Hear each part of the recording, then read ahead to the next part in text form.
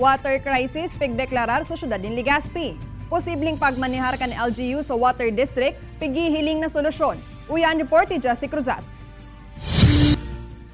Deklarado ng may water crisis sa syudad ng Legazpi, huli sa subot mismanagement sa pagsusupply ng tubig kan water district asin bulk supplier kaini. Sa ginibong groundbreaking ceremony kan magiging solar-powered deep well para sa 900 na kaharungan sa Barangay Tyson Resettlement Area, piganunsyar ni Alcalde Noel Rosal ang planong pag-take over kan lokal na gobyerno sa Legazpi City Water District. I think it is high time na ang city talaga mag-intervene na.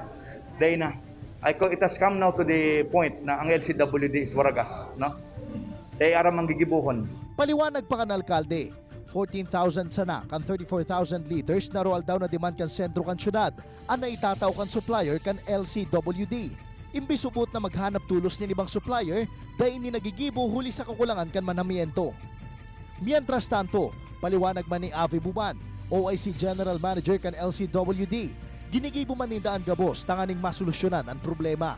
Dahulong kaming paagi na pigigibo na mag-supply ti tubig sa mga, especially sa mga high elevation areas. Pigre-respeto man subot nindan mga naging pahayag kan alkalde alagad imbis subot na mag-take over na posibleng daiman mangyari huli tamayong mandato sa syudad ng LGU.